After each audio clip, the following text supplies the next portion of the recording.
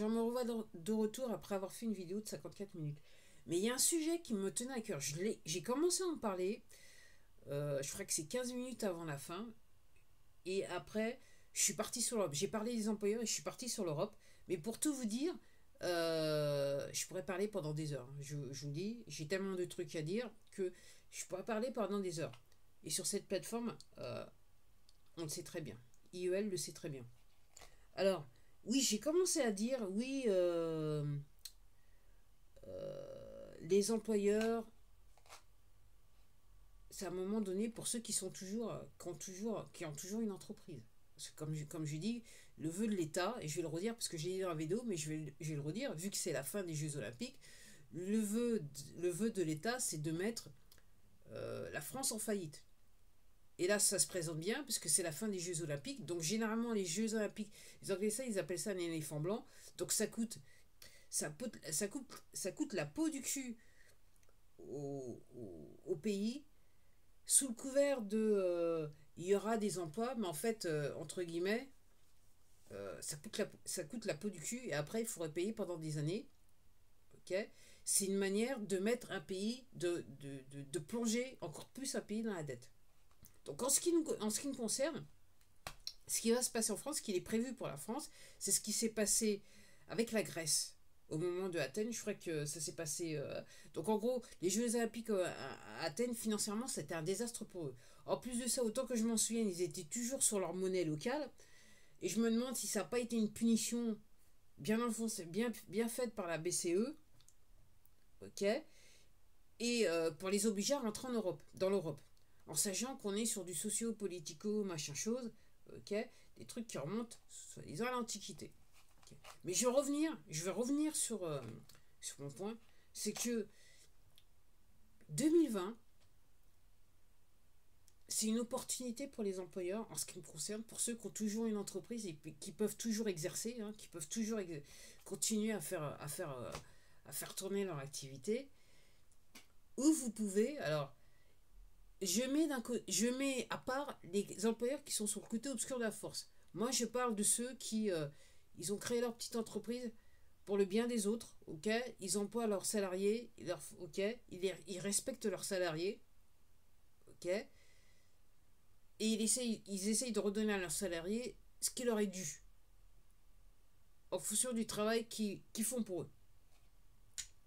Et donc, moi, je dis aux employeurs qui sont, c'est cette période 2020, plus que jamais, et là on arrive là en 2024 avec tout ce qui se passe, c'est le meilleur moyen de pouvoir, je dirais, juger les profils que vous avez dans votre entreprise.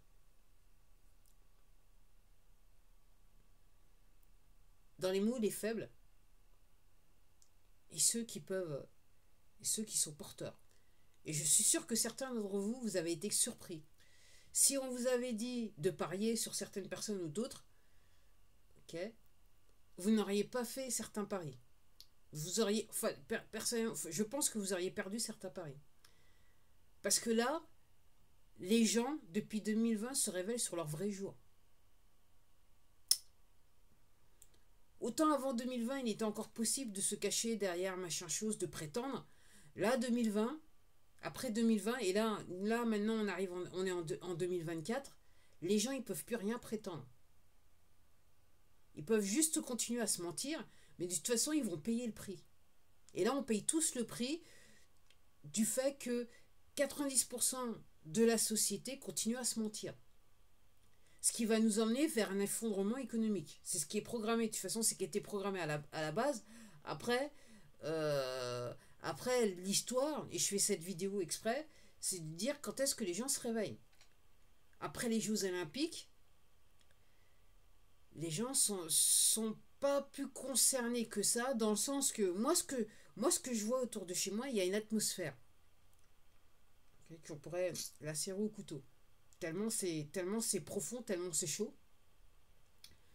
Mais les gens ne sont pas dans l'action. Ils sont toujours comme l'autruche, la tête dans le sable, juste au cas où. Et là, on va nulle part. Alors, je parle même pas de tous les créateurs. Moi, j'en mets une couche. J'ai rien à foutre. J'en mets une couche. Hein. Ceux qui sont d'une lâcheté sans nom, ok, qui refusent d'adresser l'éléphant, hein, enfin, l'éléphant dans le magasin de porcelaine, quelque part, qui est en train de tout détruire. Hein.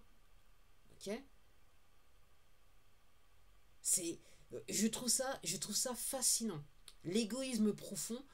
Les gens sont d'un égoïsme profond, un mépris profond pour leur prochain. Alors, cette plateforme-là vous le montre, avec tous les gens qui sont employés sur cette plateforme, vous le montre, et c'est pareil sur tous les réseaux sociaux. Hein.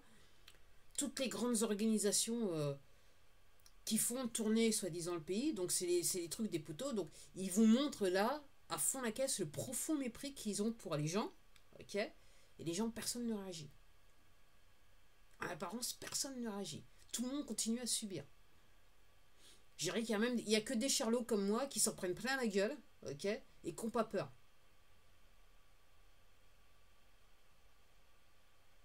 Et moi, je dis, quand on dit, alors, l'autre fois, je regardais encore une vidéo hier soir d'un mec donc, qui parle chinois couramment. C'est le plus gros compte, un des plus gros comptes sur un. Alors, lui, pour adresser le problème, il faut se lever de bonne heure. Hein. Ah, si, il a expliqué qu'il avait déménagé. Donc, il vit plus dans New York, il vit dans le New Jersey. C'est tout ce qu'il peut dire sur le sujet qui nous concerne. Qui nous concerne tous, hein, mondialement. Il n'y a pas qu'en France, qui nous concerne tous mondialement. Hein. On est en train d'assassiner les gens. Ça pose de problèmes à personne. Hein. On fait l'autruche, la tête dans le sable, parce que ça ira mieux. Tant qu'on restera la tête dans le sable, ça ira mieux. C'est vrai que c'est plus intéressant d'aller regarder des spectacles avec des thèmes sataniques. C'est vrai que ça, c'est vachement plus intéressant. Émotionnellement, ça rapporte beaucoup. Ok. C'est le nec plus ultra. Hein. Et puis, sur cette plateforme, il faut rien dire sur ce genre de spectacle parce que ce sont de très très bons spectacles. Donc moi je précise, c'est un très très bon spectacle. Là, on assiste à des super spectacles. C'est ce qu'il faut pour l'ensemble de la population. Qui clairement ne se réveille pas. Donc, réveillez-vous les gens, parce que là, les Jeux Olympiques sont terminés. Donc là, maintenant, j'ai vu rapidement, il commençait à dire, l'organisme qui a organisé, soi-disant, l'affaire, hein, c'est un truc de poteau. Hein, c'est un truc de poteau, organisé par les poteaux pour racler le maximum de fric et pour vous détourner de ce qui est le plus important. Regardez là, pendant que nous, on essaye de vous assassiner. Qu'on a essayé, voilà, on pratique un génocide dans votre pays, mais c'est pas un problème. C'est pas un problème. C'est pas un problème. Vous n'arrivez plus à vivre, mais c'est pas un problème. Regardez, là, on va vous dissiper, là, on va vous distraire pendant 3 semaines, c'est super. Vous avez tout oublié. Ok. Puis pendant ce temps, c'est le dernier carat, on met les dernières mesures pour mettre en place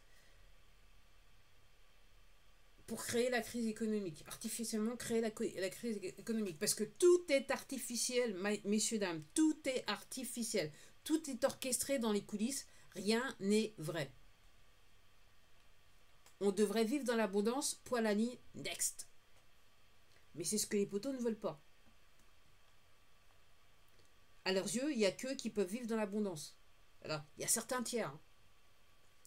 Puis il y en a qui sont au ras des pâquerettes, là. Au ras des pâquerettes qui continuent à faire yèche le monde, qui n'ont rien compris. Ok. En ce qui me concerne, qui tuerait père et mère. Hein. Juste pour avoir des cacahuètes à la fin du mois. Donc on en est là. Donc moi ce que je dis c'est que, et même donc au-delà des employeurs, hein, après effectivement c'est le moment de faire du ménage dans vos relations. Hein, parce que là, réellement vous voyez qui est qui. Ceux qui sont d'une lâcheté sans nom. Ceux qui font dans leur froc. Ok.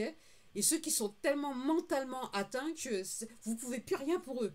Vous ne pouvez même pas leur parler, il n'y a plus d'esprit critique, il n'y a plus aucune logique. Et en plus de ça, vu que probablement ils se sont fait injecter, donc en gros ils sont télécommandés. Et ça rime. Ça rime les gens. Voilà où on en est. Donc vous ayant dit ça, moi dans mon quotidien, je constate et j'avoue que je regarde d'un air amusé quoi. Et j'avoue que quelque part, je n'ai plus tellement la force de m'énerver parce que entre guillemets, j'ai un petit peu de la compassion parce que dans le sens que je le mets sur le compte de la connerie humaine. Et là maintenant, c'est le nec plus ultra de la connerie humaine que l'on voit à l'état pur, Et quelque part, alors, pour ceux qui ont du mal à comprendre, effectivement, il faut s'accrocher. Mais pour des gens comme moi, je dirais même qu'à la limite, j'essaye d'être poli pour pas, entre guillemets, rendre les gens plus misérables qu'ils ne sont. Donc, j'ai une certaine retenue. Mais intérieurement, ça me fait rigoler. Donc, des gens qui spirituellement sont corrompus, mais c'est au-delà de corrompus. Ils sont dans un désert. On est 90% de cette société dans un désert spirituel. Mais alors, c'est pire que ça. Hein. On va dire cela comme ça. Et je vais m'arrêter là et je vous dis à la prochaine vidéo. Voilà tout ce que je voulais vous dire.